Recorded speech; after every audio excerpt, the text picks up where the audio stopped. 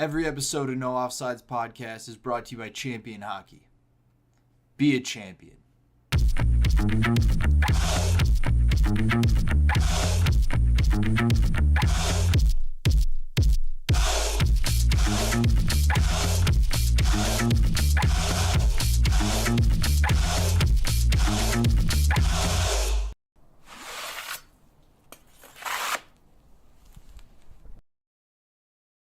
No Offsides is happy to support US Roller Cup, a revolution in roller. Check out all these awesome tournaments, including November 8th through the 10th at Skate Safe America, Old Bethpage, New York, and the Ring of Fire in Kapolei, Hawaii, February 14th through 17th, 2025. And be sure to check out usrollercup.com and follow US Roller Cup at US Roller Cup on Instagram. US Roller Cup, a revolution in roller. No offside.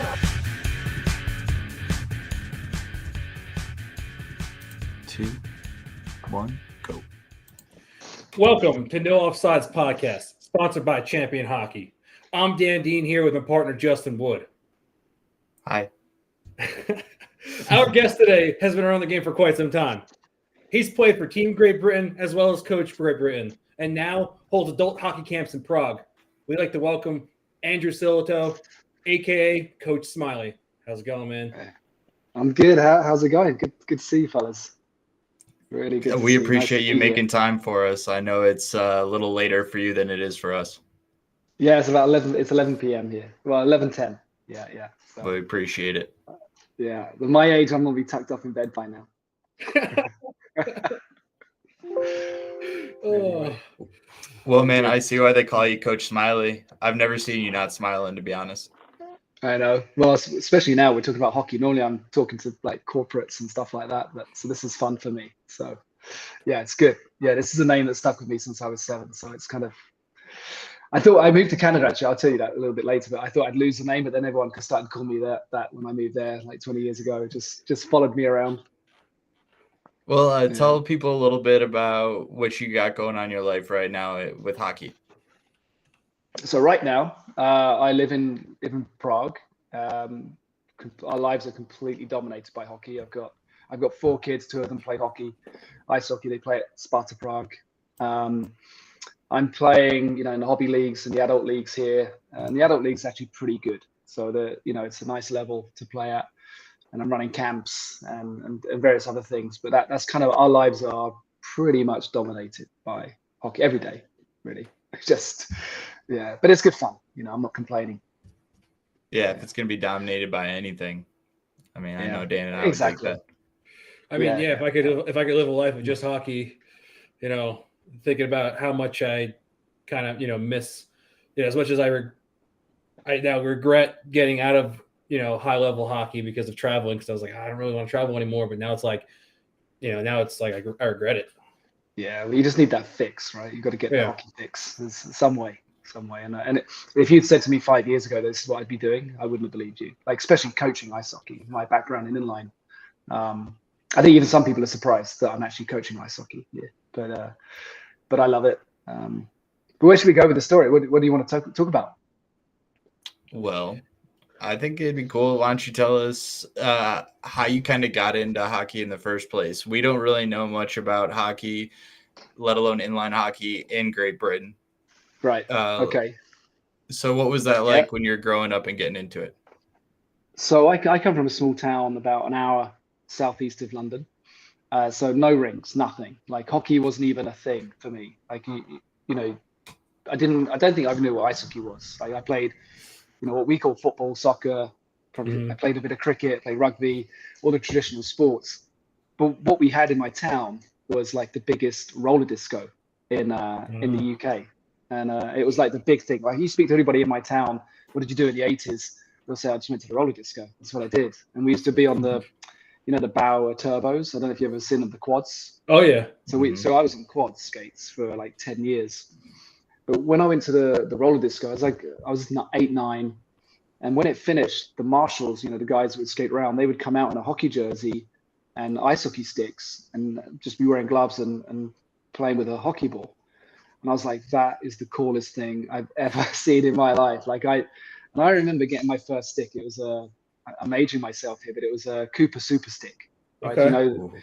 So it had like the plastic blade on it that you could heat up and make just a crazy curve with it, So I remember getting my first one, and it was just like freedom, because I could go anywhere I wanted and just play hockey. It was just like the most natural thing to me. And so the game kind of progressed. It's developed through the 80s. I sent you guys some videos, actually, Dan. I think I sent some videos of some old street hockey, but it was on TV at 6 p.m. On a Tuesday night on Channel 4. We had like 4 channels. So it was like prime time TV. And so I used to watch these guys playing in the national championships, and like, that's what I want to play. And my town, we had a pretty good team. We had a team called the Tunbridge Wells Street Cruisers.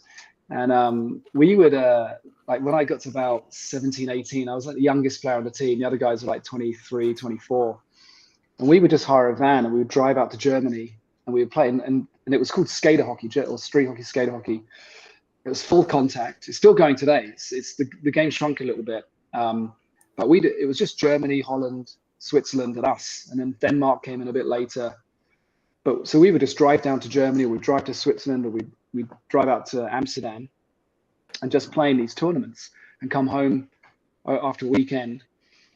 And the game just sort of grew. And then about 93, our team, we made it to the final of this big championship. This guy like promoted it like it was a boxing match type thing. It was just a really good promoter. His name was Dion, and he was just an absolute legend. And he made this big tournament, and our team we made the final, and we played against the London All Stars. And the London All Stars were made up of all these players that we used to watch on TV, right? And they were like men, like real kind of like. I mean, it was. Without going, I can talk about the history, because you've seen the videos, and we were the minority playing then, because it was a black sport, really. If you watch the footage, and I was sadly you stop going to birthday parties, you start going to funerals now, right? Because it's catching up with everybody, and just the craziest stories. But when we played the London All Stars in this tournament, in the final, they came out wearing gold helmets, like the Jofa dome helmets. And they said, because they thought we were like never going to beat them, they said, if we lose this game, we'll give you the gold helmets. That just got us rattled, right? So we were like, we got to beat. Anyway, it was just the most, probably even to this day, the most intense game of hockey I've played. It was like in a tiny gymnasium. It might have even been 5-on-5, I'm not sure, but it was tight, full contact, and it was just hit after hit. Like, you didn't have time to handle the ball. It was with a ball. We were still on the quad skates, and we ended up winning this game 9-8. And I got a hat trick. I just did a great game, and I was like 17, 18. But after the game, we went up to like the reception, and it was just weird, like the way they set it up. You wouldn't see like now, there were people drinking champagne, and the players came in, and it was all made out to like we were celebrities, right? Nice. It's strange, but this guy was there who I'd never met before, and I don't know if you've heard of him, but his name is Larry King, and he was Billie Jean King's husband, but it's obviously she's not married to him anymore, right? For obvious reasons. But he was like the guy behind launching women's tennis and getting it famous, and really pushed women's tennis in the 80s. And somehow he was the commissioner of the RHI, the Roller Hockey International. And he called me over, hey, Smilee, and he was just so random. I think he was just a tourist in London and heard that this game was on the radio and came and watched it. And he tapped me on the shoulder and said, hey, Smilee, saw your game, great game. He said,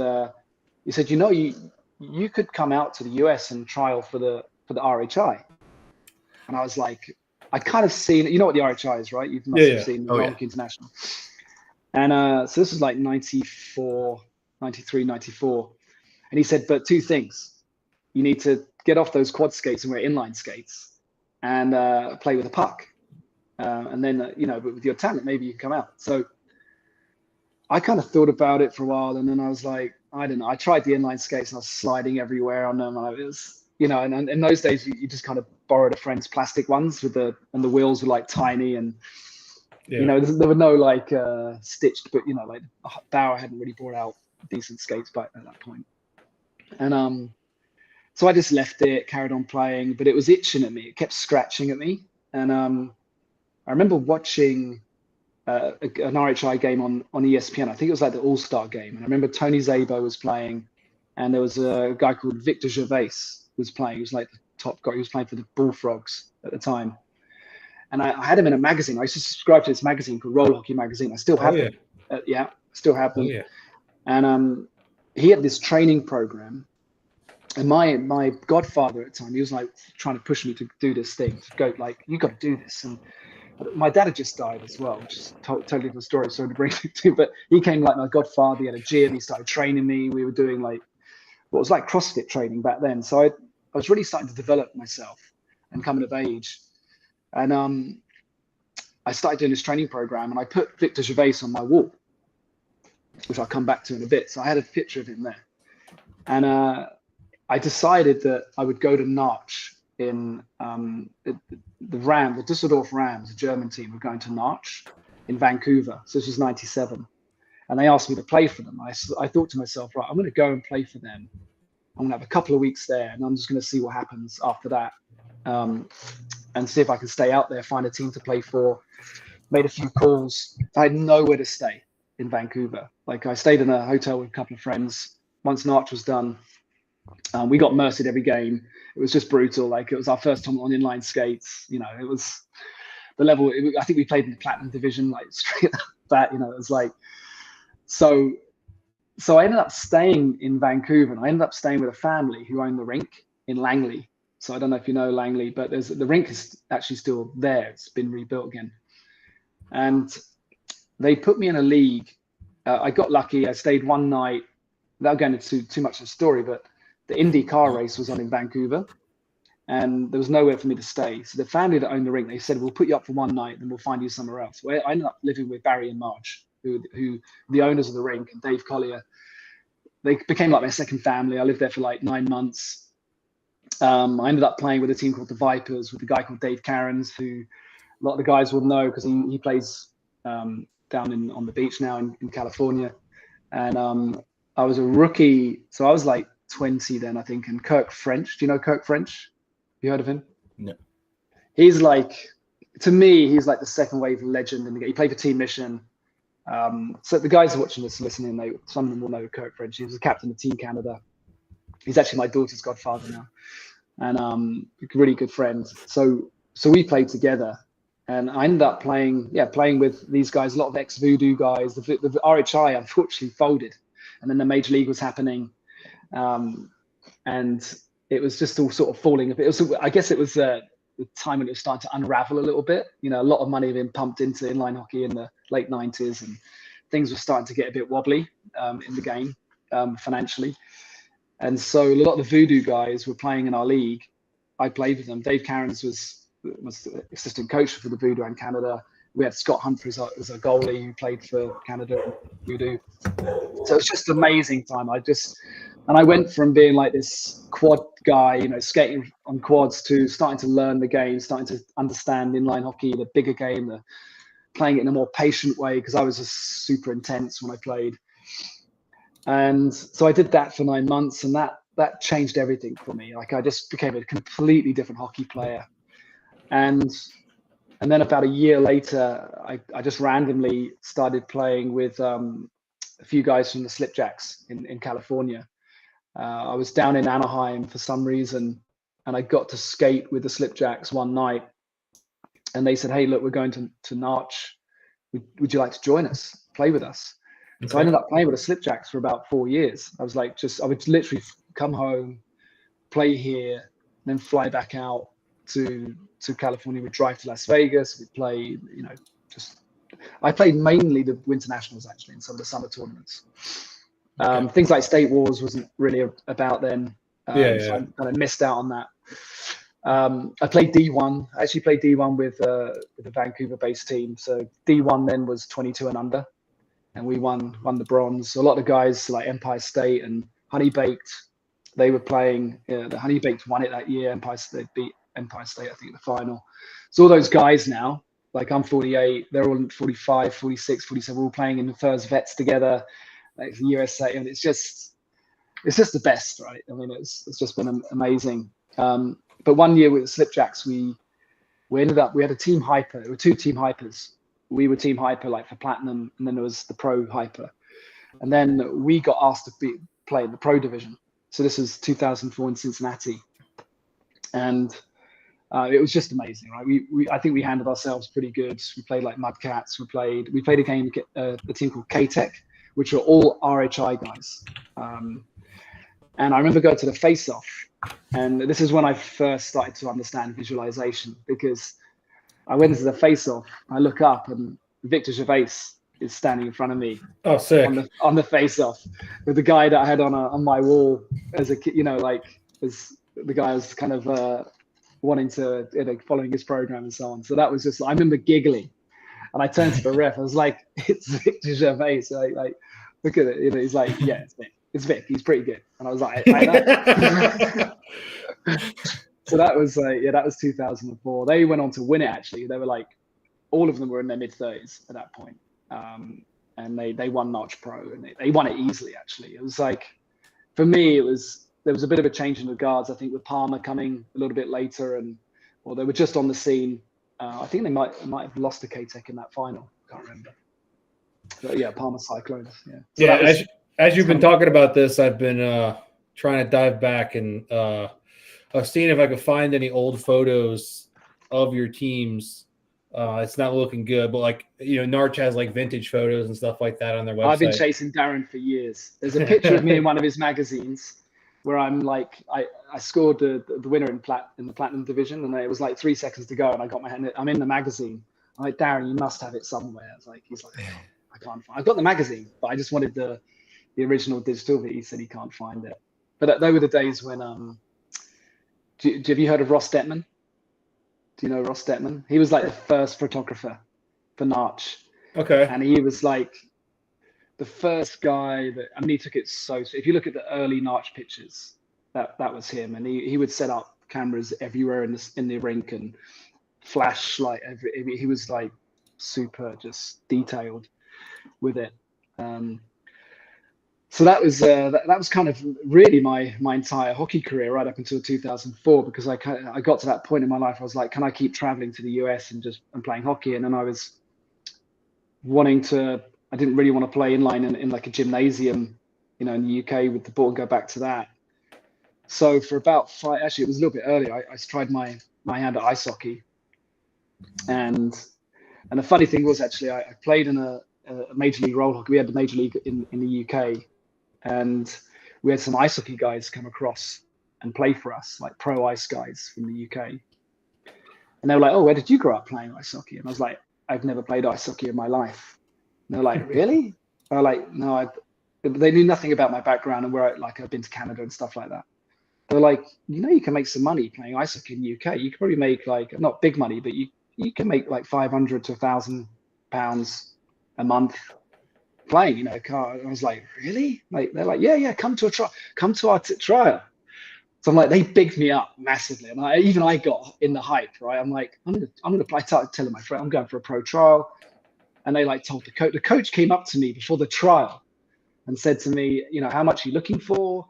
Stuff like that. So at this point now, I'm delusional, right? That I can skate.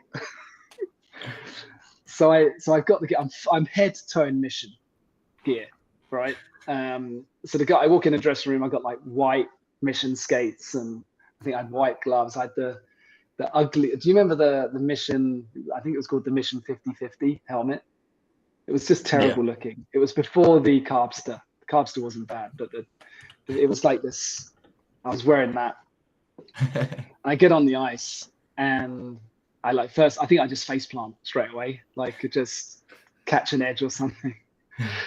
And I never forget it. So I'm trying my best, and I can hear people whispering, "What the fuck is this guy doing there?" Like, I can just hear it, like especially the imports, like the Canadians and the US guys are like, "Who is this guy?" Oh, he's an inline guy. But the guys have bigged me up, and it's so like, "No, this guy's good. He can play, he can shoot, he can skate." So anyway, so we're doing this drill, you go like, it was just like simple, it's like snake drill. Anyway, I catch an edge, like I pivot to go backwards. I catch an edge, my feet go up in the air, and nobody sees me. So I take out the entire line of people. Like one goes over me, and oh my god, I tried so hard. I kept showing up, and then I kind of bailed for a little bit because they put me on the roster and I just sit on the bench, and then I started playing with another team, and then something started to click. You know, things started to happen for me a little bit. I started getting more comfortable. I stopped switching as much between inline and ice. And I started getting comfortable. And then by about, I think 2005, 2004, 5, I was still, but it took me 5 years to learn to get, because once I could skate, it wasn't just the skating, it was actually the game. Like I would get the puck, I'd take it all the way back behind my own goal. And they're like, what are you doing? Like when I was in their zone, you know, like I'm like, I'd pass it back to the goalie. So that, you know, like, so once I started learning, I was like, no, you know, I wanted to play this patient game. I was great on the power play. Yeah. Because that was like my game. But yeah, after, you know, so things got better. And then I started playing with a team called the London Racers. I didn't play a lot. I really used ice hockey then to kind of prepare myself then to come back to the US. And I just found that every time I played ice hockey, I would go to Narch just a better hockey player, or all the world championships, you know, so playing in double HF, that became like the main focus for us because there was really nothing else in the UK. So playing for GB in the double HF became like everything I thought about. And we had a really good coach for a while who just changed everything for us. So I did that up until about 2008. And then I was having problems with my hip. So I quit for a bit. And that's when I came back in 2010 to be the head coach. And that's a whole different story. But yeah, it was it's been the best time of my life. And now to be back in the game and also to play inline hockey here, because you've seen what the Czechs are like, right? You've seen the national team. Oh yeah.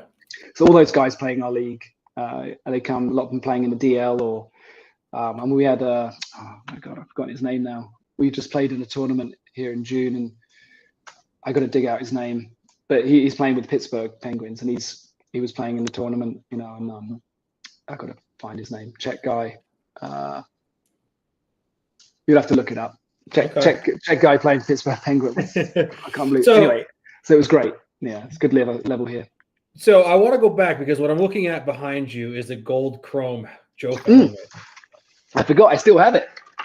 Okay, that's what I was going to ask you. I was going to say, is that the helmet that you won? I still have it. Yeah, that's awesome. That's it. Yeah, I put it on, but it looks absolutely terrible. It's Solani, you know. Yeah. I think Yaga wore this as well, didn't he? And Lemieux, I think. But yeah, this is the same one. Okay, yeah. That's awesome. Because I was sitting there looking at it, I'm like, all right, that's gold and chrome. Yeah. It's on his shelf. It's got to be something, either a replica or the actual helmet that he won. It's the actual one I've held on to. A few of the guys have still got theirs. Oh, that's awesome. Yeah. That's really cool. So your journey was you picked up roller hockey through roller disco. Yeah. Which actually still was a big hit. You know, some places, especially in the US, that could throw good roller disco brings out a ton of people. Yeah. Oh yeah. And they're still on the old school skates. When I can see they're like quads. Yeah, because like especially near us, like roller derby are still on quads. And then we get a lot of people in our area that will just rollerblade, but they're on quads. For the most part, and we try and get guys to play hockey all the time that are like really good skaters and just go out there and like are pivoting and stuff like that. We're like, dude, you should play hockey, and he's like, oh no, I can't do what you guys do. And we're like, you have half the battle. You can skate. Exactly. Yeah. But I remember guys at the roller disco who were unbelievable, and we were like, just get a stick, you know, just come and play. And they're like, no. And I guess in those days we didn't have like aggressive skating, like, you know, the movement for aggressive skating. So they would have probably done that, and we would have played hockey. But these guys, some of the things they were doing on their skates, it's like incredible. Yeah. And so then you go from picking up playing in these tournaments and travel in Europe to then coming over eventually and playing a Narch and staying in Canada, right? And so, like, Yeah. throughout all your experiences, I mean, you know, what's a moment that you look back on and you're like, that's the one that I will forever remember, besides your gold helmet? Yeah, I would probably say winning the Platinum Division with Slipjacks, Okay. because I didn't mention actually that my Tunbridge Wells team, my home team, we played in Chicago in March, so in '96. Forgot to mention that, and I remember watching the final, and I'd gone from like thinking that skater hockey in Germany was like the highest level of hockey I would ever play, to then watching, you know, like Darren Goodwin, who was unbelievable back in the day, you know, and can still snipe. But when I see him at, you know, the Legends, but watching these guys in '96 and thinking, I'm so way off this. Like this is a level that, you know, complete sort of limiting belief around, and came back actually a bit depressed about it, because I was like I look at players like CJ, and it was the same age as me, and like CJ, it was just so good, you know, and I'm like, how I haven't got the time to get my, you know. So to then sort of give myself a bit of slap in the face and say, no, let's just really push it. Let's go all in on this. So then what was, I think, 2002, winning with the Slipjacks, what was that final? I mean, it was obviously pro as well, but I think to go from kind of like never going to be able to play at that level to then scoring the winning goal and winning the Narch, that's probably got to be the best sort of transformation, if you like. I can give you lots of different ones, but that stands out for me big time. And the guys I was with, we had such a great bunch of guys, you know, that we played with as well. It was just such good fun. Now, when you talk CJ, you're talking CJ Yoder, right? Yeah, exactly. Okay. Yeah. We had him on a little bit earlier. Did you? Yeah. We're mostly talking about what he's been doing lately, not so much about his kind of stories about playing and everything. But he's pretty humble guy, and I think for the most part, it came so naturally to him, you know. And I think he grew up in a rink, right? He was playing like every day. So I just think he was that much better than everybody else for that moment in time. You know, he just made it look easy. He had a different style to a lot of the guys as well, because even then, like 97, 98, 99, there was still quite a bit of an ice hockey influence. You could see it in the style of the players, you know. Whereas CJ, he seemed like just in line to me, you know, the way he played. Whereas Jamie, his brother, he seemed more like ice to me, like the way he played. CJ just played different, you know. That's cool. It was great. Yeah. Something I thought that you said was very interesting was like the skater hockey that you talked about. Yeah. You said it was pretty dang physical. Yeah. It's still going today. And it was full contact. Yeah, it is full contact. Yeah. What type of padding? It's the same, but we didn't wear shoulder pads. Yep. For the most part. Yeah, we didn't wear shoulder pads, but it was so growing up we just wore ice hockey gear, right? Because it wasn't until '96 that we started wearing long pants in hockey. And we were on inlines, but you'd see guys on quads wearing the long pants, and it just looked terrible. But I think the first pair we had were like Mac ones. I don't know if you remember Mac 1. They made a puck. They had a pant. They gave us some pants. But actually, I ended up working for Black Biscuit. Do you know Black Biscuit? The brand, Black Biscuit. Oh yeah. Yeah. Still around today. So, well, I worked for them for 5 years. So I worked for them from '98 to 2004. And so I would go to Las Vegas for the trade show, really close friends with Paul Hughes, who was the partner then. And sadly, Joe Zambri, who was the owner, he passed away. And that's why Paul brought it back. So I tried to help with that. I think it was probably like 15 years later. And then Paul sold it to, I'm not sure, but we put the team we put into the inline championships here in Prague, we put in Team Black Biscuit. Okay. Yeah. So like a revival. And we it was great. It was great. Yeah, I mean, I remember the OG Black Biscuit pants, and they had the Black Biscuit down the side. It just kept saying Black Biscuit, and they had pockets. Exactly. Yeah, there was a pair with pockets. Yeah. Yeah. Well, do you know the biggest problem with Black Biscuit is that the pants lasted too long. The whole slogan was built to last. Yeah. So from a sales perspective, you look watching the guys wearing like mission pants, renewing them every season. Oh yeah. And guys would come, I've had mine for 20 years. I'm like, yeah, that's why we went bust, because they just lasted too long. Like we couldn't sell any. I mean, we didn't go bust, but we just couldn't sell enough pants in Europe. But, they were just too good. The biscuit cloth, they had this kind of like really, and they were quite heavy, like thick then. They're and that's kind of like all pants back then, was they were heavy and thick. And I was going to ask you, I mean, you've played a ton of roller hockey through the 90s and 2000s. I mean, you played in those jerseys. They were thick jerseys. Yeah. I've got a Team USA jersey, a Black Biscuit Team USA jersey. The guys wore in I think 97, 98. It is heavy. I picked it up there. I was like, I can't believe they played in that. Oh yeah. Compared to what we wear now. It's probably the ProJoy brand. Yeah, I remember ProJoy. Blimey, yeah. Yeah. They were like the first sublimated jerseys. Yeah. Yeah, heavy. Heavy, yeah, really heavy. Yeah, you just didn't think about it then, right? You just grateful to have anything, like to have matching jerseys. Oh yeah. Yeah. Now, when I'll tell you what were nice. Oh, go ahead. Dan. Sorry, but no, I was going to say, I'll tell you what were nice jerseys though. The RHI ones, the Reebok ones. They had some sweet jerseys. But those were like more ice hockey, right? Well, no, they were cut like it was just a different style. The pants were baggy, and they were just made by Reebok. No, it was like a silky jersey, and it kind of cut with a slightly lower back. You won't find them now. You just can't find them anywhere. But, yeah. Sorry. Anyway, I interrupted you. No. We'll talk about RHI. I mean, there's on Facebook and stuff like that. Guys are always selling RHI memorabilia.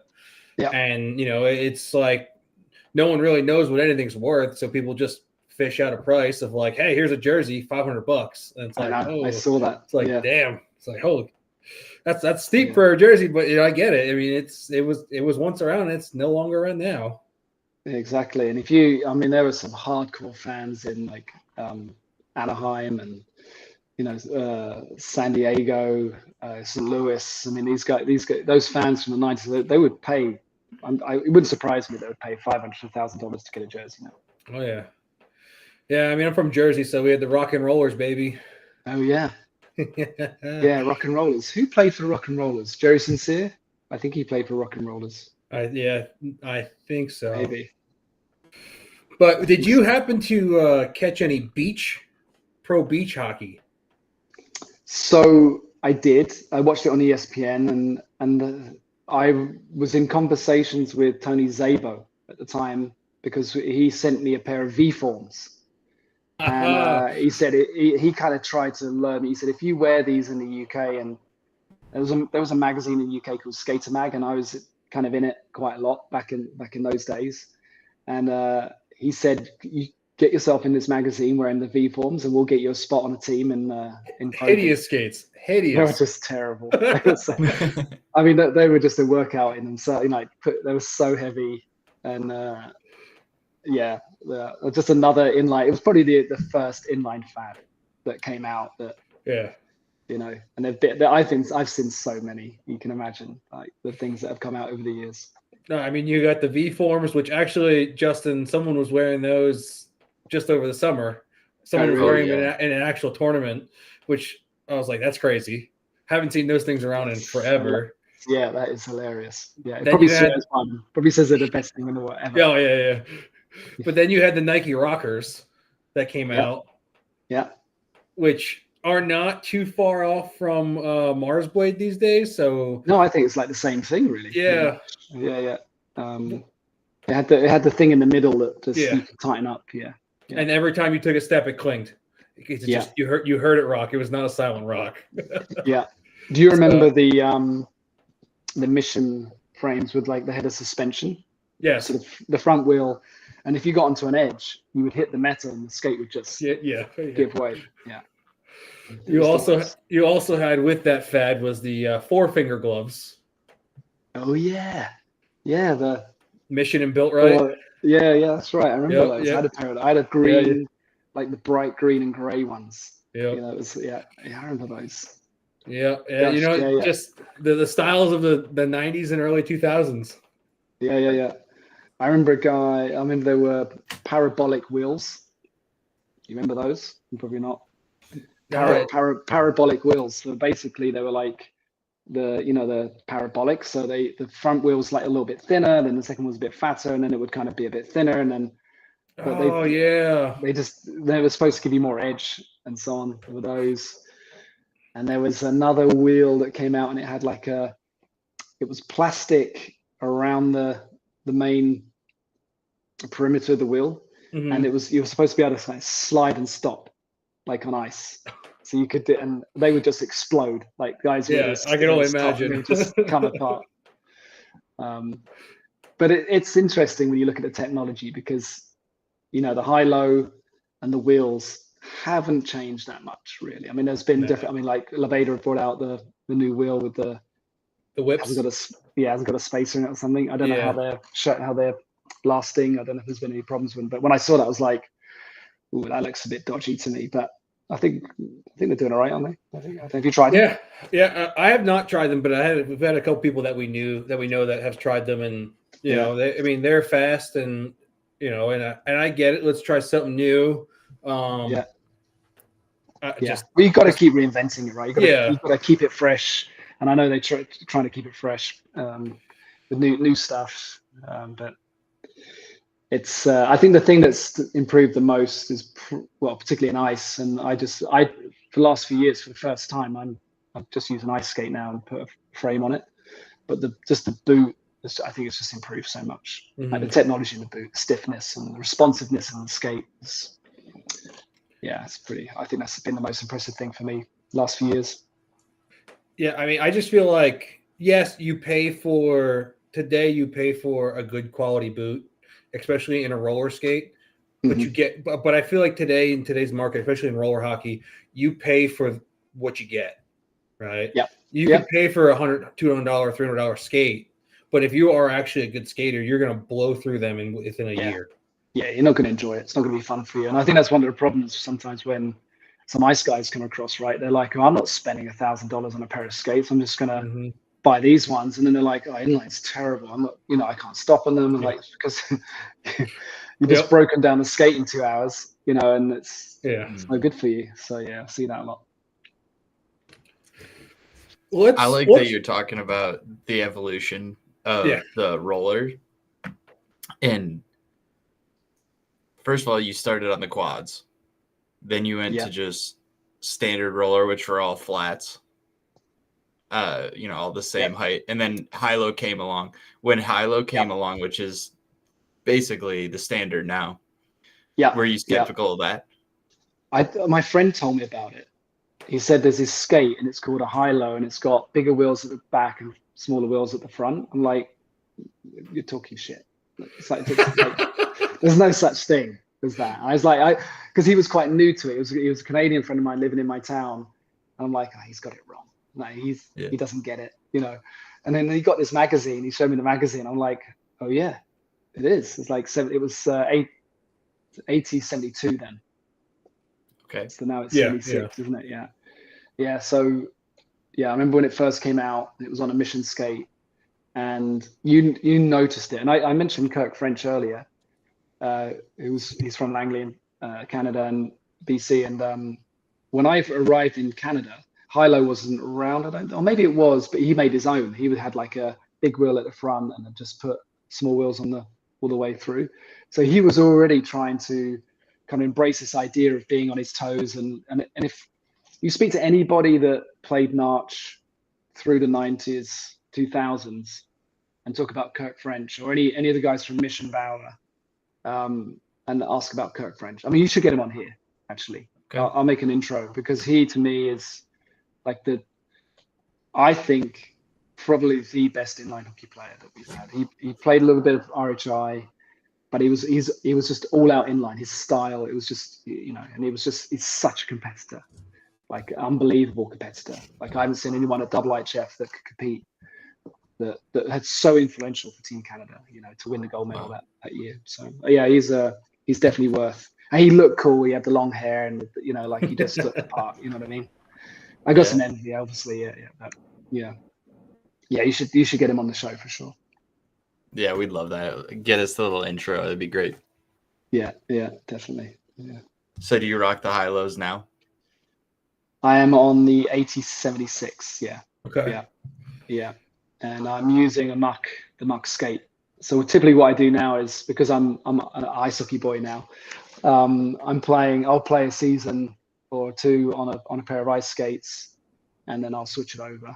So I've got a Vapor at the moment. Bauer, they're really kind to me still. They send me gear from Canada, and so I get my sticks, my gloves, my skates still. Just from my inline days, they're still sending me gear, which is great.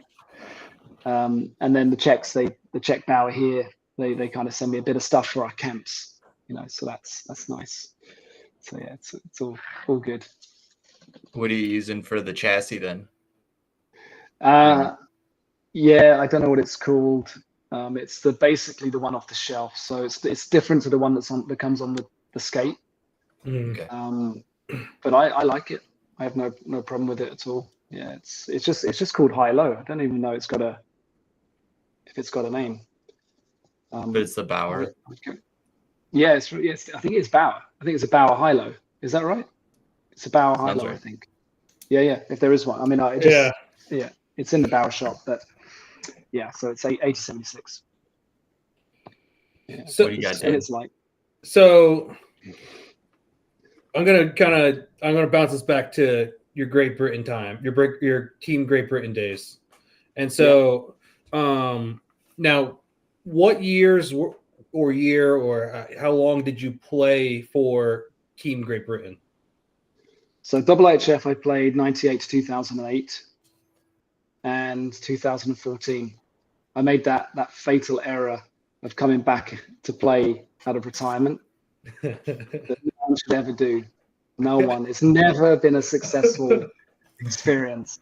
Although I do have a picture of me with the puck skating past Aleszemski because he was playing for the Czech national team at the time. So I do have that. So that's one thing I got out of it for selfish reasons. But I'd been the head coach from 2010 to 2014, and the kind of conversation went around that we didn't have a defenseman, and then somebody got talking to the guys, and they said, well, maybe you could play, and I had never played Pool A. We'd got promoted, and when I was playing for Great Britain from 98 to 2008, we could never beat teams like Austria or Slovenia to win that playoff game to get into the A pool.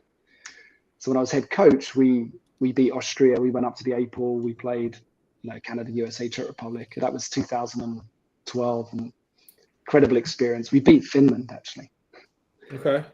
Unbelievable. Yeah, it was like a dressing room of grown men crying because we just beaten Finland. A team that we would happily pay tickets to watch them play Sweden or something like that. And yeah, they just underestimated us, but we beat. Our goalie was amazing. So that was my time in Team GB, and some Furs as well. So that was IHF, but Furs I played from 97, 98, 99, 2000. And then IHF was just that much better, really. Yeah. And I think most people would agree with that. It's even the hardcore Furs guys. When you do IHF, it's just a different experience. And it's a real shame it doesn't exist anymore. Yeah. I think it was great for the sport. And so the transition from player to coach, how did that happen? So I'd been out of the game for 2 years. And so the coach at the time just reached out to me and said, would I be interested? And I was pursuing my career at the point. At that point, I was kind of in some ways putting hockey behind me. I was at that time in my life where I was like, I've got family, I've got to take this seriously and try and let go of some of this hockey stuff. And he messaged me, and I actually turned it down. And then I remember I was reading a book called Winning by Sir Clive Woodward. Does that name mean anything to you? He was the England rugby coach when we won in 2003. And I finished reading this book, and I was so pumped. I remember finishing it like it was like 12 midnight. It was 12, midnight. And I was like, I'm doing this job. Like, this book's got me like some ideas and tactics, and I started kind of mapping it all out. And then as soon as the earliest I could phone up Nick, who was the coach at the time, I phoned him up and said, Nick, I'll do it. And I'm quite obsessive. You probably might be able to tell it, but anyone that kind of decides to just go to Canada and then pursue a dream, and just keep going and trying to, so once I do something, I'm all in. So we did that, and the team it wasn't anything to do with the coach. It was more to do with the changing of like younger players coming in with a different idea, and the older players kind of holding on to some of the old ways and some of the banter and some of the traditions that still existed, for rookies and stuff like that. And it was just a bit clunky. So I kind of walked into that, and we'd lost to Australia the year before, and we're nearly relegated from Pool B. And I'd kind of gone in like, we're winning Pool B. We're going up into the top 8 countries. And it was all about me at that point, and me kind of fulfilling my own dream. And I remember speaking to a couple of people and just talking about leadership. And I was doing quite a bit of leadership development at the time, like teaching it. And when I took on the job, I kind of was doing the exact opposite of what I was teaching, really. So I kind of caught myself a little bit with that, and started to try a different sort of philosophy with the players. So things like, I'd never played on a team that had beaten Austria. Like, what do you think? How do we beat a team like Austria? Like, how do we need to show up on the ring? Like, is the way we play right now going to be competitive enough to play against Austria? So our style of hockey was like run and gun. We would just get the puck and we just fly down the other end. So when we played teams like Australia, Argentina, Brazil, it was just like that, right? When we did that against Slovenia or Austria, it was just, they would just control the puck. They played the patient style of the game, and we would maybe steal a couple of goals, but we'd end up losing like 6-2 or something like that, or more. So we realized that we really need to change our style of hockey. Like, we need to get more sophisticated, and so one of the things was about, just controlling the play in the offensive zone, starting to cycle the puck more, getting more comfortable with players on our hips, and making drop passes. So we're creating 2-on-1s, and really just getting comfortable holding onto the puck. And that was a real tough transition, because the guys were scared of doing that, and quite intimidated to have that, be in that situation. But we got better and better at it. And then we started to work on our forecheck, and we started having different types of forechecks. And so rather than just an aggressive, just go in or play just man to man, we started to kind of have a forecheck where we would start to lead teams into a full sense of security. So we'd let them come down the boards, and then we'd trap them on the center line. And so when we did that against the better teams, they just thought they were much better than us, right? Because they would just blast past us. But we would start to kind of trap them and so on. And so we just got better and better. And then in 2011, we won Pool B. We went up into the top 8 countries, and we ended up playing the Czechs in the first game because they'd won it the year before. And so I knew that the Czechs would have been playing ice hockey. They'd probably taken a couple of months off. They'd probably first time on inlines in the tournament. So we just kept doing this one move where we would just fly down the rink, do a button hook on the boards, throw it to the top guy. One guy would drive the net, and they would just they would be like like on their skates and trying to catch up. And so we just kept doing that. So we were like button everywhere, just getting them and we ended up tying with them 4-4, and we pretty much did the same against Finland, and we beat them 2-1. But our goalie took 50 shots. Damn. He was unbelievable. James Tanner. And even now, if you speak to some of the other teams, some of the coaches, they really feared him. Like they were to the point where we're like, we don't know how we're going to beat this guy. He is that good. So for us as Great Britain to have a goalie at that level, it was a massive game changer. We also had Nathan Finney, who's he's a really good hockey player. He'll be in Italy at the moment playing. He's won Narch Pro. So he and I are the only 2 guys that played Narch Pro from the UK. But the difference with him is like I got mercy twice. He won a gold medal, so it's different level. So we had some really good talent and guys that could really respond. But also we started introducing different types of training. We actually hired Peter Dale. Do you know Peter Dale? Have you heard of him? Sounds He's got familiar. Farm Tough. Yes. Yeah, Farm Tough. So in 2010 he made a set of videos for us. All the guys chipped in, and we paid him some money to make some videos for us, so the guys could watch the videos and do some sort of strength training, which they'd never done before. Like my guys were drive through McDonald's on the way to the rink, drive through McDonald's on the way back, never lifted a barbell in their life. You know what I mean? So apart from a few of the guys that were into their CrossFit. So the guys just, when we turned up to play Pool B, we just looked like a different team. So we ended up playing Canada in the quarterfinal, and we were that confident that we'd win. Like we were just like, we're beating Canada. And so Clive Woodward, when the England rugby team played Australia, he did this thing where he just compared all the players. I think it was Australia, it might have been the All Blacks. And he went, every position he just compared the players. So I completely stole that, did that. Guys were just pumped. Like, I'm better than this guy. Our goalie's better than their goalie. Everyone was like, and Canada, because I remember I talked to Kirk about this now because Kirk was playing, and they were shitting their pants. Because the idea of them because they seen us, beat Finland and tie with the Czechs, and they seen our goalie.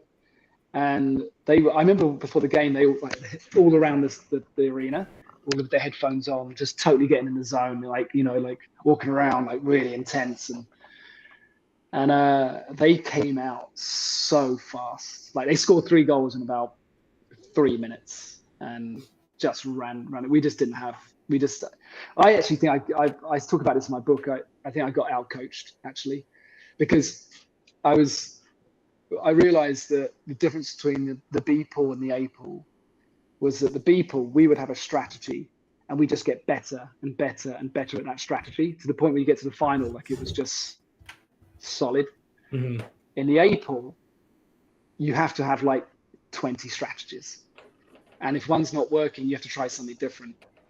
And then even if I had that depth of knowledge, which I think if I'd carried on coaching for a few more years at the A pool level, I would have developed that knowledge and that kind of breadth of technical ability. You've then also got to be able to communicate that, and also the players are going to be able to respond quickly. And so when I started looking at that, I was like, oh, these teams, they're changing their strategy all the time. Like we had like 3-4 checks, maybe a defensive system and a way we would trap people in the neutral zone, but they were just, their power play would change so much, their PK would change, everything was just changing all the time. And I think, so that was a big lesson for me. Okay. It was like, it was a great experience. So we ended up going down, then we won Pool B again, we went up, and that's when I played in 2014. Came out of retirement, sort of dusted it all off. Sort of oiled the hip up a little bit, and, the old guy. I felt old. Now I look back, it was 10 years ago. I was 38. Now I'm probably a better, I think maybe it's just delusional, but I think I'm a better inline player now than I was when I was 38. But who knows? Well, I mean, you might be though, because you're more, I don't know, what's the word I'm looking for? You have the mentality now, whereas before when you were younger, you're probably like, I'm not going to, it's kind of like the reluctancy of like playing the style that you're supposed to play. Yeah, you see the game differently, right? Yeah. You just see it. And also I'm playing quite a high level here.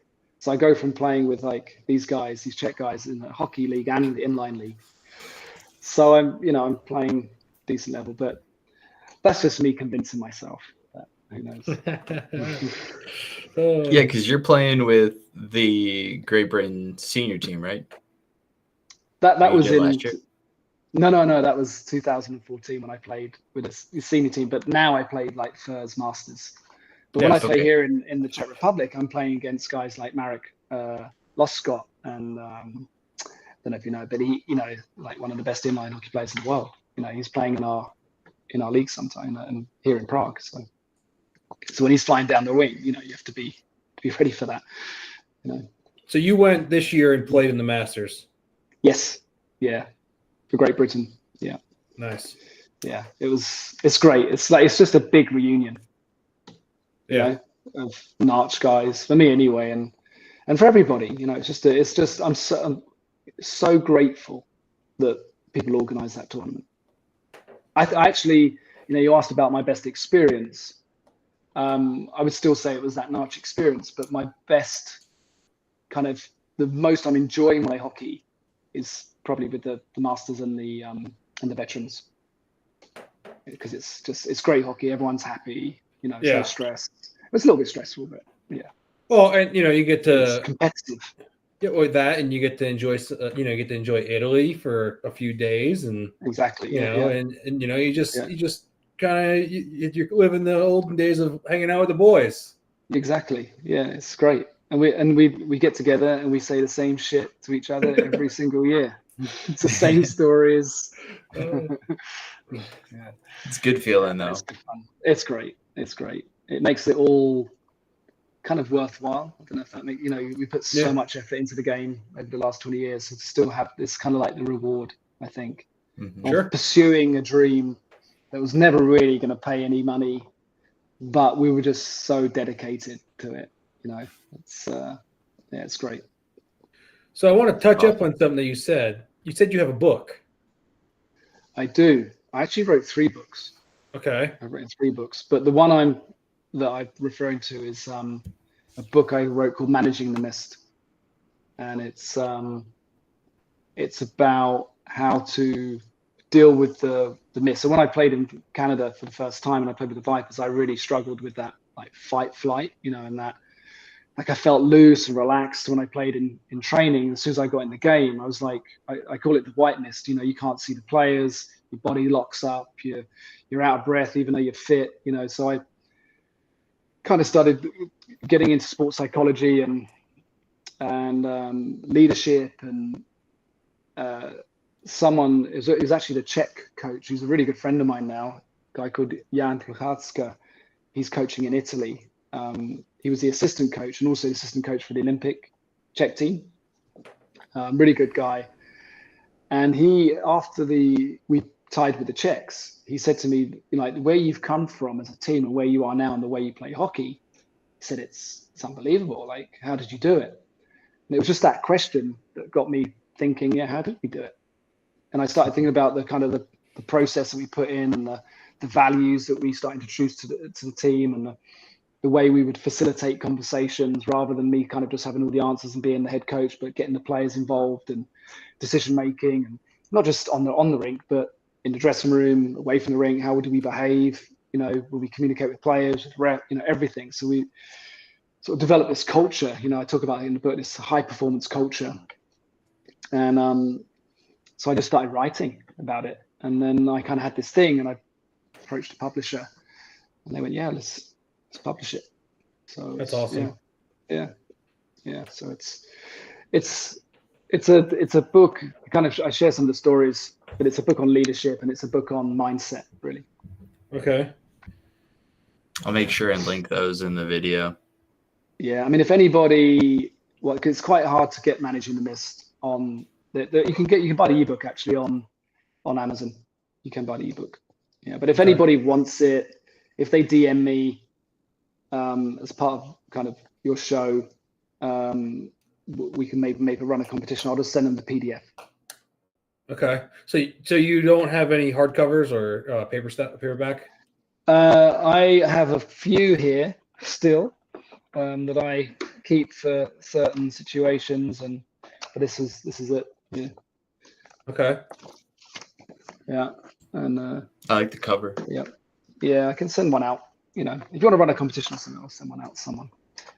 Okay. All right. Yeah. I mean, I like what you're talking about. Yeah. I mean, mindset, and just something that I really liked when you're talking about coaching is setting traps. Yeah. I think that's something that, especially something like inline, people think about scoring. Yeah. But they don't think about how important it is to make sure you have the puck so you can go score. Yeah. My philosophy was always mitigate the risk. It doesn't matter how good your forecheck is, how good your strategy is, your breakout, whatever. There's always going to be some sort of risk, and if you can mitigate that risk with some positive outlet, you're always in good shape. You're always in a situation where you can take advantage of a situation.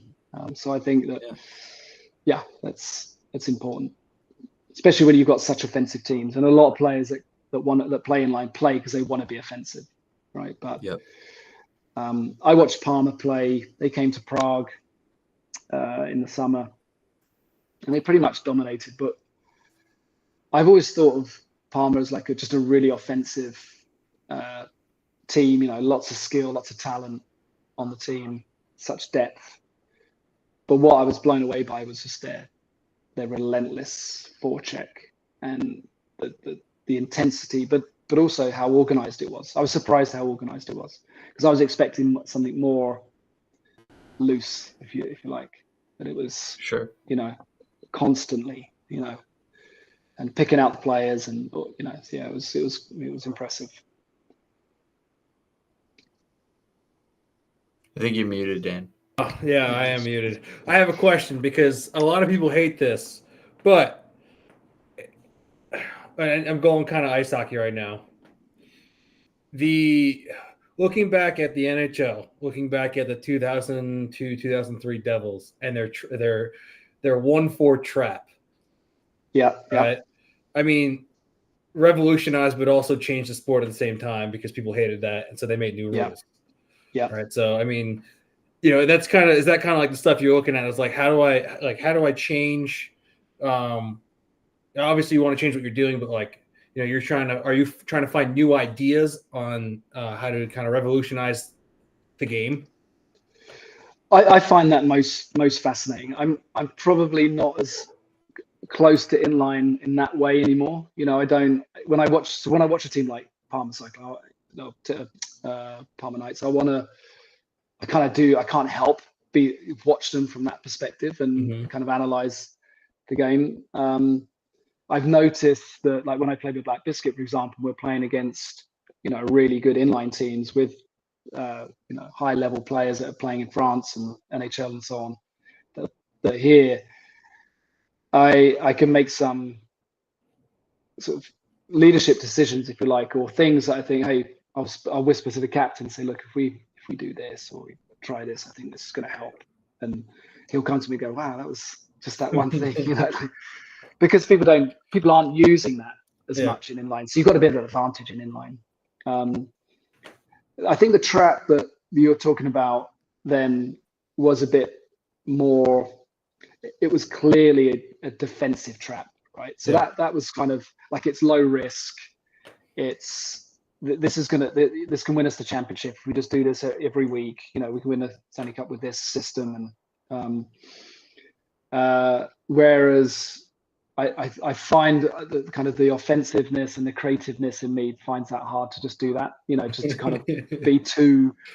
I want the guys to enjoy the hockey and show some of their spirit. So in the book, I talk about freedom in the framework. We'll have frameworks, but I want to see the magic. Like, I want to see the thing that. That your special thing that you do, that move, and have the freedom to do it, and the freedom to mess up within that framework. Because if the framework's tight, the systems are good, then we're always going to mitigate the risk anyway. So just go for it. So failing hard. We had a saying on our team that playing safe was risky. So that was our mantra. Okay, I like that. Yeah. They must have It must have been a boring practice if you're trying to scrimmage and try to play a 1-4 trap in 2002, 2003, and it's just a 0-0 practice. Have they interviewed the players and asked them what they thought of it? I've not heard anybody. I've never actually. That would be a really good interview. But I've never seen anything. It was terrible. It was so embarrassing. Do they no? It was solid. I don't know. I just wonder what people's response might have been. I mean, some reporters got to pick that up and just ask them, hey, Scott Stevens, how'd you feel playing the trap? But never heard anything. Probably soon.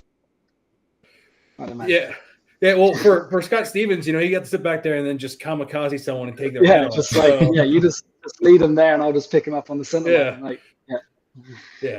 I mean, obviously the Jofa helmet that's behind didn't save Teemu Selanne. No. Oh God. No. No. And I was just thinking maybe what's his name wore it as well, but I don't think he did. I was thinking Paul Correa. He didn't wear it either, did he? Don't know. He had the CCM. He had the CCM, I think. Yeah. But yeah. But that's he was actually one of my favorite players to watch. Paul Correa. Yeah. I think he was awesome. Yeah, different level. It was a shame about his career. Yeah. But let's shift to kind of what you do today, right? Okay. So now, most people are like, I run camps for youth, but you run camps for adults. Yeah. And it's not my main business, but it's definitely growing. And so I wanted to build a camp. So I basically what happened is, I'll give a very short story, because I never imagined myself coaching ice hockey or being especially a skills coach on the ice, like in teaching edge work and so on. But there's a few things. One, when I took my son to hockey camp, it was, I think, COVID maybe. And there was a little window where they started running camps here again, like late 2020. And my son had just turned 5. So I took him to a camp, and I had my gear in the car, and they said, look, we've got an adult camp as well. Would you join us? We haven't got many players. Would you jump in? I was like, yeah, I'll jump in. And I was still struggling with the edge work even then, really, even though I kind of got comfortable. I never felt the same as I did my inlines. And then I started playing more, and then I'm playing then it was like 3-4 times a week here. So I was starting to get feeling really comfortable, I just felt like I did on my inlines and playing the game. Went to another camp, and they said to me, I approached them. I said, look, I do some mindset work. I was wondering if you'd like me to run some classes for the kids. And my son's on the camp. I'll just run some seminars for the kids on mindset. They were like, yeah, amazing. And the parents loved it. But the group that loved it the most were the adult hockey players. And they'd ask really good questions, and because they're like business people, right? So they're relating it back to their work. And so we'd have these really good conversations. Sometimes it was over a beer. And then as I was getting better and better, I'd kind of jump on the ice. And then they were like, oh, you're a hockey guy. You're a hockey player. And I was like, yeah, I play. But they might hear, if you say you're a hockey player, you've played pro. And so I was like, yeah, a hockey player. So can you help out? Can you come and help out whilst you're here? Can you do some assistant coaching as well? So I started doing that. And I never forget it, because one of the head coaches, he said to me, okay, Andrew, here's your drill. He got the board. He said, what I want you to do is take the guys through. You're going to go on your inside edge, put your hand down on the ice. Then you can do outside edge, hand down on the ice. So I want you to demonstrate that to the guys. And I was sitting there thinking, I've never done that in my life. I've never, the whole kind of hand down and inside edge and then outside edge.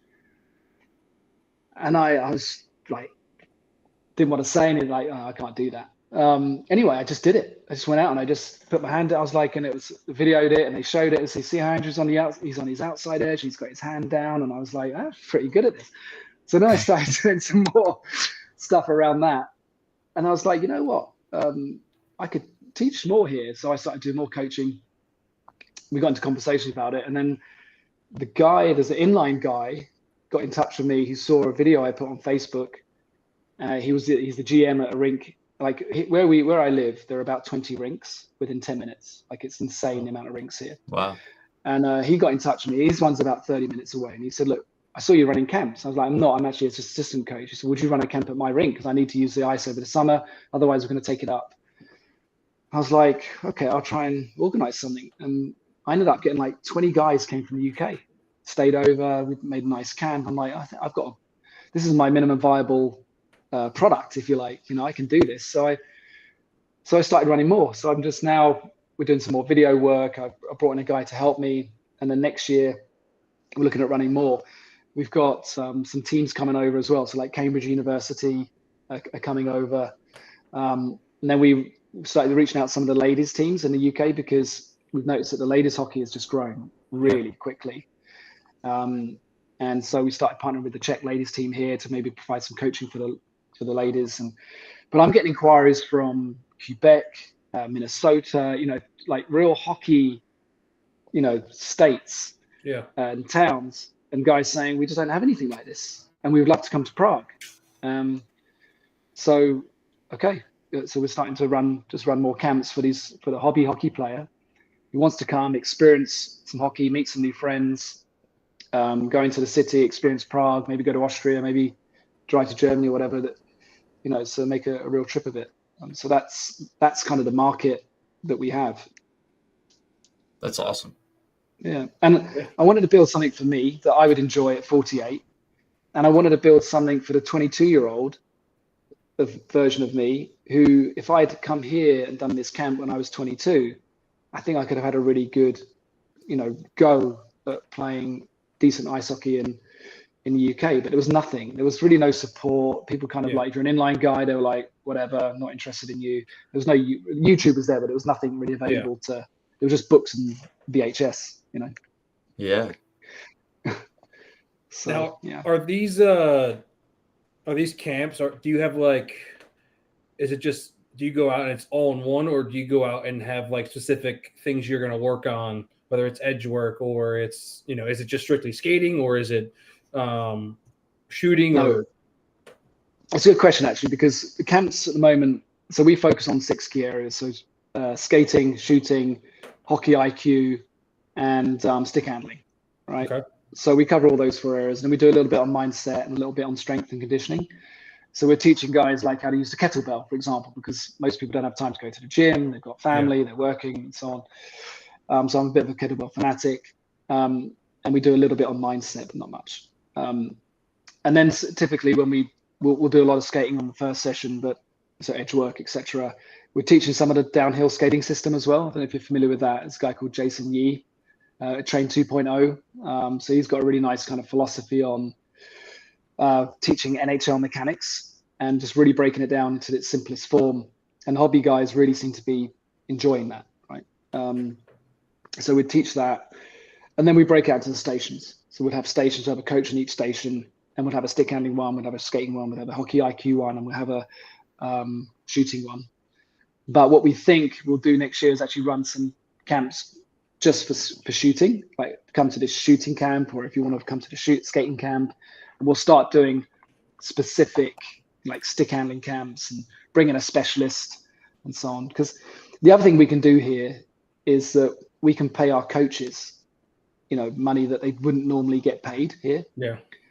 Not that I want to give it away too, but we, what we can charge someone from the UK, the Czechs just aren't going to pay that here. They can go to a camp. It's just not there in there. Yeah. They don't need to, basically. Supply and demand, man.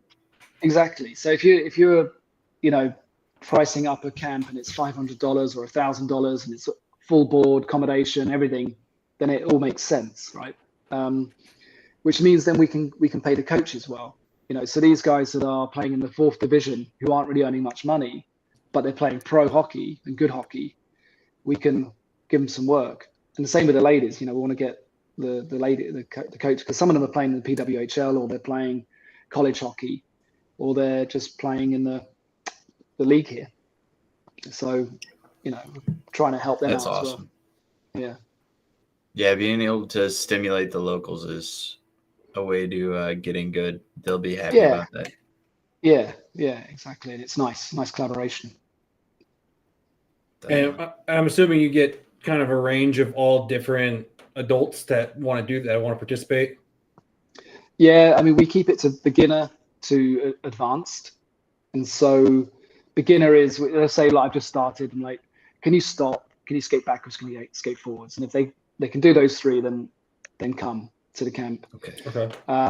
But we'll get an inline guy who's never played hockey before. We'll get a 55-year-old guy who's been just playing hockey like his whole life. 55-year-old guy who's just started. We get people coming who played, in the UK, or they quit at 24, 25, got injured or something, and they fell back in love with the game at 35, but they just want to get fit. They come. So it's a real mix of players, and so we do put them into groups. So if they're like a group of beginners, advanced players, and so on. So and then even when we have the games, we match it up nicely. So it seems to work. Yeah. Yeah, because that's important, making sure you don't have some guy who's, pulling between his legs around a guy who just started last year and he's just working on the basics still. Exactly. Yeah. Yeah, and one of the things that I think we manage well is the egos. We don't need dickheads in there. Yeah, no. It's just just we're here to have some fun. We're not here to compete with each other. We're here to support each other. If someone falls over or catches an edge, give them a round of applause because they're clearly pushing themselves. Yeah. Yeah. Just let's just encourage each other here. Just have a love for the game. Yeah, That's awesome. Yeah, that's great. It's great that you accommodate all levels, and it's just not like, because where you can say like adults, right? You can say like, oh, we're just guys that are just on the cusp that are, maybe just missed out making, whether it's a, level 4 pro team, right? And it's like, okay, well, we're gonna just strictly work with those guys and get them up to the next level where now you're like the average Joe Schmo can come out. Yeah, exactly. There's just not a lot for them, and I think some coaches, they go with what also gets them energized, right? So they get energized by working with these prospects or players who are, just pushing that. Because here, you can play extra league. So if you play for Sparta, you're playing in the extra league, right? Or, and then you've got Division 2, 3, and 4. So they can kind of, a 21-year-old, 22-year-old, they could push it and maybe get to the top league. So a lot of the coaches then want to work with those players, and that energizes them. What energizes me is playing with these guys who they're doing it for no other reason than they just absolutely love the game. Like there's no other agenda other than just being on the ice in that gear and shooting the puck. And seeing someone's eyes light up when they, like a beginner shoots the puck, and teach them a little, how to flex a stick and where to put the puck, and they shoot top shelf, and they're like, what? That's just the reward. Do you feel that the youth is a little more? There's more. Youth coaching is a little more crowded for like camps, and that you found your niche where like you're like, I'm one of the first. It's definitely crowded. I think we've seen a huge influx of coaches actually since COVID, more since then, particularly the youth, because there was a lot of stuff online and people jumping on that. I guess that we are niche and we are adult hockey coach, so we've got the kind of the name, if you like. It's we're not trying to be anything else than that.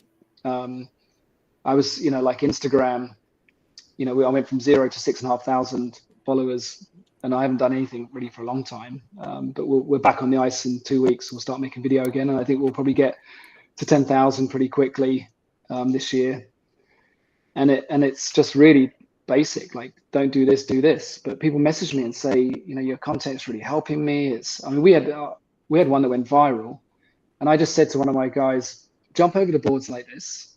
Now jump over the boards like this. So I just put the video, don't do this, do this. So it was like the first time he's jumping over and he's getting his legs and he's facing the wrong way. And then he just sort of hops over, and he's in the game quick. It's like got a million views. Like I think it's probably up to nearly 2 million views now. Yeah. So these kind of little things, like have to tie your laces. Like, do it this way. Don't do it this way, do it this way. Huge. Seem to, yeah. So I like that.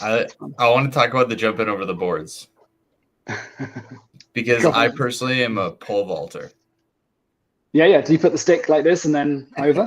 That's what the guy's doing. He kind of overcooks a little bit, and people like saying, yeah, but my stick's like $200, so I'm not doing that. Then you get people saying like, I don't even reach the boards. But that's what he does. I do that sometimes. He's like, and he puts the stick down and goes over here. Oh yeah, I throw myself all the way over. Yeah. No arms on the boards themselves. Oh really? Straight up, nice. Yeah. Sweet. Straight into the game. Yeah. Oh, I'm all one arm, just throwing myself over. There's no stick involved. It's just hopping over. Yeah. A vault. Yeah. It changes, so progressively gets worse by the third period or whatever, kind of like, as the game goes on. It's like, I think I'll take the gate this time. usually guys getting off. Yeah, gate in, hop over the boards, getting out. Yeah, and it's guys bumping into each other. It's like in the hobby league. Oh man, yeah. Watching the lower level and guys that are refusing to hop, Yeah. And so now yeah. you have two guys coming out in and out the same door, and they're like, now one guy's like, oh crap, we stop and grab onto the boards, and the other guy's trying to come out, but the other guy's blocking the door halfway, so the guy's like shimmying out. And it's like, dude, you're 10 seconds too late. And then they're arguing with each other, and then there's too many men on the ice. Yep. And it's like, and then it's like, oh, you just jump over the boards. Yeah. Plus, that's like half the fun of hockey. Yeah, exactly. Yeah, I mean, you go through your youth, and you're like, I can't hop over the boards yet, and then it's like that one time you do it, and you're like, oh my god, I can hop over the boards now. Yeah, I'm a man. Yeah. That's the coming of age for hockey. Exactly. Yeah. Exactly. Yeah. Oh. Nice. So, how often are you converting ice guys to inline, or do you not even try to do that? I don't try to do it, but I just say to like some of the guys I play like masters with, for example, I'm like, just come, just try it. They're like, I've never played ice hockey in my life. I'm like, just come. There's no one's going to judge you. No one cares. Like, it's just try it, and it will improve your inline game. Like, you'll be a better inline hockey player if you come and do this camp. And so I suppose I do. To answer your question, I probably do encourage it, but not. It's not in a salesy way. Actually, when I think about it, I just find it really easy to say it. Whereas in business, like trying to sell something, it feels uncomfortable. With this, I'm like, just come, just do it. Like you won't regret it. Yeah, because it will be great. Yeah, but when you truly believe in something, it's easy. Exactly, but I do think, there must be so many inline guys in America that kind of sit there thinking, maybe I could try it. Maybe I could. They played inline the whole life. I know a lot of them are playing both now, but there must be quite a few that perhaps are just really good at inline but not playing any ice. Do you know of any? But there must be quite a few that could just need a week on the ice with some help. I'm not saying my camp, but I'm just thinking there must be. There are definitely guys that are decent at roller and then they just never played ice, and some of them are like, it's ice. I've only played roller, like you said, and then some guys just look at it too because especially in our area, there's not many ice rinks, and so when you look at the cost of roller compared to the cost of ice, guys are like, I'm gonna continue playing roller, and makes sense. Yeah. I think in the US it's mostly, I think it's harder to get people to go from ice to inline than it is to get people to go from inline to ice. Interesting. Yeah. So hearing you say that ice is going to help the inline game, like that's the thing we're trying to push to people for sure, which is like inline helps you with patience, kind of flow and everything. And then ice helps you. Sorry. Look at Pat Maroon. He's a complete lump and just, says it's all just the fact he's got some hands is to do with his inline hockey. Yeah. No, exactly. Yeah. And then when you go and play ice, you're trapped. Once you get in the blue line, you better stay in there. Yeah. And everything's a lot tighter. And you can tell the guys, like DiMartino's, people like that, who they don't care at all when someone's on their butt and inline. Because at least they're not getting lit up. No, yeah, exactly. Yeah, and you see the puck a lot more. You're going to be touching the puck a lot more. You could play ice hockey, right, and play 3 or 4 shifts and not even touch the puck. Some games, you know what I mean? It's like the amount of time you're on the puck, whereas inline. I took my son. He's 8, and he had his first inline camp, and he couldn't stop. Like he kept spinning around and kind of catch, but he loved it. Like he really loved it. Yeah. So the issue with a lot of the ice guys, especially in the US, is like they go up and play roller hockey and then they get all pissed off because they want to play like a fast-paced ice game, but that's not roller hockey. So once they run into a team that slows it down, brings the puck behind a net, they're like, "Oh, this is stupid. Why would I play? Why would I?" Yeah, and it's just like a completely different world. And we're like, guys, and then when you have a group of skilled ice players, but then they just run and gun themselves to death, and they don't realize how tired they're getting because there's 4 of them and not 5 of them.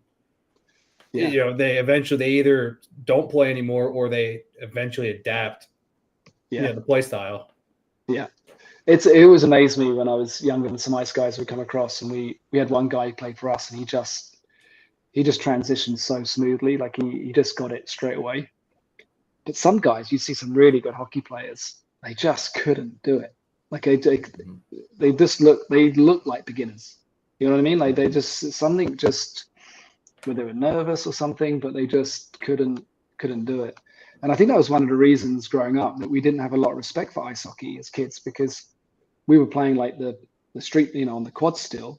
So when we were like 14, 15, 16, these ice hockey guys would come across and we were like, and they were apparently like a pro or they played high level. We're like, oh, we're better than them. We're better than they are. But obviously we weren't on the ice, but that was just there was this kind of animosity between the two sports. But I don't see that as much now. I think there's a bit more harmony. Still in the UK, it's frowned upon a little bit. Like they don't like the kids playing, despite like here in the Czech Republic, it's really encouraged. Like it's really respected here. Like we have inline for 2 months, and they really embrace it. Yeah, and I think in the US it's gotten better, especially since what helped is all the NHLers that have gone back and played roller and played in tournaments like Pat Maroon. It's kind of bridged that the gap of like coaches going roller hockey's bad for your ice hockey. And now it's completely, the narrative's completely changing. Especially with young guys like Bedard coming in and playing high level roller hockey in Vancouver, right? Yeah. And so because I think there's a good amount of, at least in around the border of Canada and into Canada, obviously they have most places have ice all year round, but some places in the summer it is roller. Yeah. And so they do go from ice to roller, and so you got to get the best of both worlds. But when you get out of that space of where they actually do force you to transition, and it's just ice hockey all year round, it kind of goes in the same thing of like, being a multi-sport athlete is better for you than just focusing on one sport. Yeah, I agree with that. Yeah. And whereas like when you play just ice hockey and you don't touch roller hockey, you're still missing part of that game. Yeah. Right. Which that game that you don't play, whether it's ice or roller, is going to help you in some aspect. And I think coaches are now starting to realize that, and they're like, oh, well, the patience, the hands, the vision. So, and maybe even just the skating, because you are skating a lot more in roller. It's, and I think the game is still very young and revolutionizing today. Yeah. I think it will have a second wave somehow. I think it'll have some kind of resurgence like it did in the mid-90s. A film often helps. Mm-hmm. Mighty Ducks did play quite a significant role in getting the speed. I mean, it was crazy. Yeah. It was terrible as it is, really. When I look at it, my kids they love it, but it was good for the sport. And I think that once people get their heads, because one thing that probably gave it a bad name was people like me, actually. When I'd come across it, yeah, but he can't even skate. Like, it can't be good for you. But if you've got an ice guy that's playing, ice all the time, and then they play a bit of inline and they come back to ice, I think it can only help. Especially if you, like in the UK, the kids are getting on the ice once or twice a week. Here, we're the exact opposite. We have a problem in the Czech Republic where you specialize. So the kids are on the ice. My kids are on the ice 4 or 5 times a week, and they don't really have time for any other sports. Mm-hmm. And I think that's a bit of a problem, actually, because if you look at Canada, they might play a game every 2 weeks, but then they're playing lacrosse every 2 weeks. They're playing something else. Yeah. So it's trying to give them a break, trying not to burn these kids out, because I think that might be creeping into the game a little bit in the US. Where the parents are putting them on skills camps, and then they put him in the game, and then it's summer camp, and it's just 12 months of the year. Yeah. And I gave my kid a break, and all the players I think he came back a better player with the break over the summer. He's more enthusiastic, he's motivated, he's developed, he's been doing other things, a little bit of tennis, a little bit of inline, a little bit of football, soccer. So that, like you say, build the athlete. You want the pyramid. You want to build the wider the base, the better the hockey player. Agreed. Yeah, I mean, I was a baseball hockey player growing up, and it was, at times it was both at the same time. Was it tough? Hell yeah, Yeah. to manage both schedules. Yeah, that so much traveling, but like, you're getting the best of both worlds. You're getting hand-eye coordination. You're getting, you're growing into your body by doing different things that is going to acclimate yourself. That when you have to work on your edge work, how your body's going to work and stuff like that. So. It's just stuff like that parents don't realize, and coaches today are so tunnel vision. Yeah, we see it, and if you play a bit of soccer, the kids then kind of see a different formation. They see like, I can, and tackling and playing a little bit physical, in different ways on their feet, so they can then relate that to the game. So I think the more they play this way, the better. Yeah, save your money. That's a good place. Let's get them on a field and play football, soccer. Yeah. You can call it football. We'll accept it. It's most of the world calls it football. That's right. That is true. That is true. But I do before we head out, I do have a question for you. Mm-hmm. And it's because of just kind of who you do hold clinics for, and and camps for and stuff like that. Is like, if you what is some word of advice for an adult looking to get into the sport, or starting off in the sport later in their life? What is the word of advice you can give them? Well, if they're beginners, you mean because sometimes you got a parent who's been watching their kid grow up and play, and has just been watching it for 20 years, and thinks, I want to start, that kind of situation. Yeah. Just go, just get in there. I would probably hire a coach. If you are prepared to make the investment and get some one-to-one training, rent half the ice and for yourself, or just get some skating. Start with the skating, always with the skating, right? And understanding the edges, and do your research, watch some videos. It should never be a chore, and just leave your ego at the side and get out there and chase some pucks around. And I would, I talk about skating, but if you really want to just enjoy the game, then just get a stick in your hand and handle the puck. Just make it fun. Love it. Buy all the best gear you can find, because that's the best part. Right? Just get the best stuff. Especially as a goalie. Exactly. My daughter's a goalie, so it's insane. We get a little bit of support, but she had to get new pads the other day, and oh my gosh. Yeah. Had to mortgage the house the second time. Exactly. Yeah. So stop growing. Yeah. Yeah. But that's a good time to leave it like that. So I want to make sure that everyone listening or watching, depending on what platform you're doing it on, make sure you hit the subscribe button, leave your comments leave your thoughts in the comment section. And remember, if you're forechecking roller hockey, don't let up, because there's no offsides. I'm Dan Dean. I'm Justin Wood. Smilee, we appreciate you, Smilee. Yeah, I appreciate you. It's been fun. Thank you so much. Thanks for joining us. It's been a pleasure. We appreciate it, man. We'll talk to you soon. Yeah. Talk to you soon. All the best. Yeah, you too. See ya. See ya. No offside.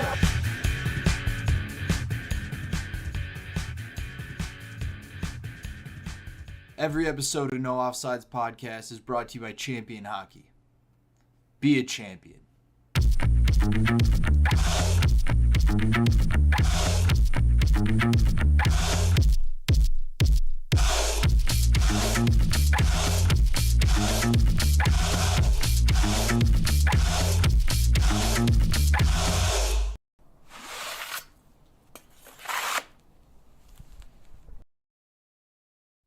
No Offsides is happy to support US Roller Cup, a revolution in roller. Check out all these awesome tournaments, including November 8th through the 10th at Skate Safe America, Old Bethpage, New York, and the Ring of Fire in Kapolei, Hawaii, February 14th through 17th, 2025. And be sure to check out usrollercup.com and follow US Roller Cup at US Roller Cup on Instagram. US Roller Cup, a revolution in roller.